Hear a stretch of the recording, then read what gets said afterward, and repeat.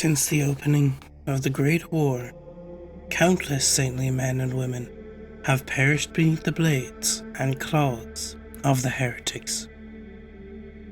Some are lost forever, their bones left to rot upon the blood-soaked fields. Others return, though rarely without bearing the unmistakable scars of hell's influence. Bodies warped, souls stained, and voices whispering with echoes not their own. Among these tragic figures, however, one stands apart, a mystery wrapped in both dread and reverence, the Butchered Saint. Her name before death is unknown, lost to time and the chaos of battle. Stories surrounding her origin shift with every telling, but all agree that her undying form is veiled beneath an ornate death mask, a relic both beauty and sorrow. The Stigmatic Nuns hold her in special veneration, regarding her as both martyr and miracle.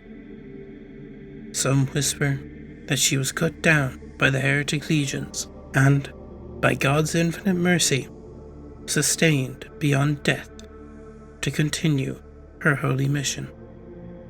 Others murmur a darker tale, that it was not divine will alone, but her own unquenchable thirst for vengeance that bound her spirit back to the mortal world, granting her strength to smite those who desecrate the faithful.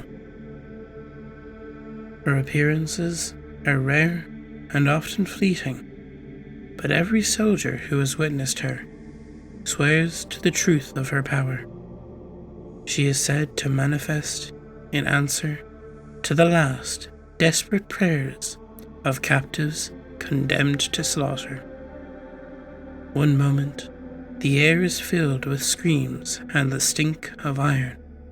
The next, she is there, moving with uncanny grace over fields tangled in barbed wire and strewn with corpses.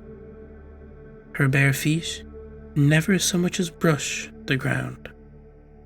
In her presence, terror gives way to awe.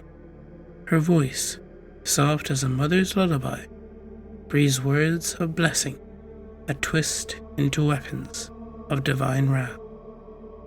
At her command, heretic armour buckles and melts into streams of molten agony, burning its wearers alive. Bullets within enemy magazines ignite spontaneously, bursting into fire and shrapnel before they can ever be fired. Just as sudden as she comes, she departs, leaving her witnesses trembling between relief and sorrow. The battlefields fall silent in her wake, broken only by the drifting scent of sandalwood and the gentle fall of golden flecks from the sky, fragile, holy reminders that they had stood in the presence of the Butchered Saint. What you heard there was the extremely short new lore we got this week.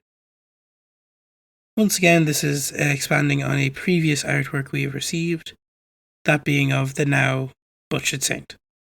To be honest, this is definitely one of the big pieces of art that Trench Crusade has released. I remember this circulating a lot in the early times of Trench Crusade, and to finally get lore to put behind it is pretty cool, if it is only 400 words. Now, the first thing I thought of when I read this one was, this seems very similar to the Angel of Mercy. The Angel of Mercy is another piece of Trench Crusade media, a drawing from way back in Mike Franchina's old Patreon and ArtStation days.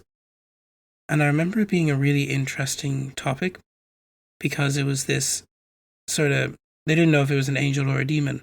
They didn't know what side it was on. All they knew is that it gave mercy to those dying in the mud of no man's land. And I always thought that was such a cool idea and such a cool design as well. I think the same for the Butchered Saint. It's really fun to add these sort of, well, obviously Trench Crusade is a very supernatural story, but to add these layers of complete mysticism in, of these characters that are just beyond human comprehension, really. It's a fun way to expand the world. Now, apologies for my voice. I am currently dying of a head cold, so if my voice seems a bit strained, that's why. And more videos are on their way. I am currently, though at a very slow pace, making the Siege of the Bastion video. I was thinking if you guys would like, since new lore from Trench Crusade seems to be coming out, would you guys like another compilation? I remember I made one a while back that was 3.5 hours. I was thinking I might make a compilation of the Path of the Beast lore or the Temple of Metamorphosis lore, or combining them all into hellish factions outside of the devil and demons. Because, well, I feel you have to go through a lot of different ones of my videos to get the full look at the Path of the Beast and the Temple of Metamorphosis. So if you guys would like a compilation of that, or just a compilation in general, let me know. Now, this is one of my shortest videos up to date because, well, there's such little lore to get through. We will see how that goes. I know you guys usually prefer my longer form content, and I hope to be doing that again soon. Thank you guys for watching, and I'll see you in the next video.